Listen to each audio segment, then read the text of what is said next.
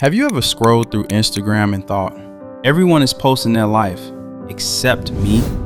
You see reels, stories, vacation photos, gym selfies, and you wonder, am I the only one who just watches and never posts? Here's the truth, you are not alone. In fact, you are a part of the majority. Most people on social media never post anything at all, and the reason why is way more interesting than you think. Some of the smartest, most successful people on the planet choose to stay silent on purpose. By the end of this video, you'll understand exactly why, and you might even start doing the same thing. Let's start with a number that will surprise you. Out of every 100 people on a social media app, only one person posts regularly. Just one. Another 9 people post once in a while, maybe like a comment or share something rarely. But the remaining 90 people, they never post. They just watch. Scientists call this the 99-1 rule. Think of it like a classroom. If there are 100 students, only one student raises their hand every single time. 9 students raise their hand sometimes, but 90 students just sit quietly and listen. Does that mean those 90 students don't understand the lesson? No. It just means they don't feel the need to speak up to prove they understood. Same thing happens online. These silent people, called lurkers, are not lost or shy in a bad way. They are choosing to just take in information without needing to be seen. They read the news, watch the videos, laugh at the memes, but they never hit post. Now here's where it gets even more interesting. Have you ever gone somewhere beautiful, a sunset, a nice dinner, a concert, and instead of enjoying it, you spent the whole time trying to get the perfect photo? By the time you finished taking 20 pictures, the moment was already over. This is called the photographer's paradox. The more you try to prove you're having fun, the less fun you actually have. Let's break this down with a simple example. Picture 2 friends going out for dinner. Friend A takes out their phone the second the food arrives. They move the plate, adjust the lighting, take 10 photos from different angles. By the time they're done, the food is cold. They eat quickly, more focused on how the photo will look online than how the food actually tastes. Friend B does something different. They smell the food, take a bite while it's hot, notice the taste, laugh at a joke, actually enjoy the conversation. No photos, no performance, just the real experience. Guess who remembers that dinner better a year later? Friend B.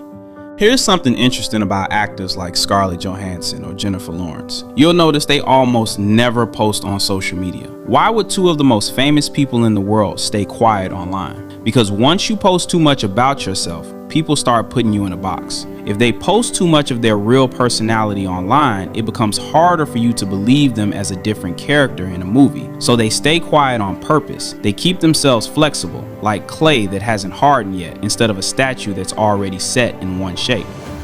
Imagine you get 100 rupees of attention every single day. Not real money, just your focus and energy. Every time you scroll, reply to a comment, check who liked your post, you're spending a little bit of that 100 rupees.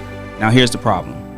Most people spend that money without even noticing. You pick up your phone for just 2 minutes and suddenly 40 minutes are gone. And once that 100 rupees of attention is spent, you don't have much left for the things that actually matter. Studying, talking to your family, focusing on work, even just sitting quietly and thinking. Here's a simple example. Imagine 2 students before an exam. Student A checks their phone every 10 minutes, sees notifications, replies to messages, checks how many people watch their story. By the time they sit down to study, their brain is tired and scattered, even though they didn't do anything physically tiring. Student B keeps the phone away completely. 2 hours later, they finished revising the whole chapter, calm and focused, because their attention money was still full.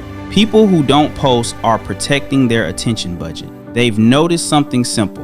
The moment they open an app, their mood shifts a little, even without realizing it. Maybe they feel a tiny bit of pressure, a tiny bit of comparison, a tiny bit of, should I post something too? So they choose to put the phone down before that feeling grows, keeping their attention money saved for things that truly deserve it. And stick around, because the next point is going to explain why some people never post about their relationships, and honestly, it might be the smartest reason on this entire list. But before we get there, here's the point to remember. The audience gets bigger, but the meaning gets smaller. People who avoid posting have noticed this.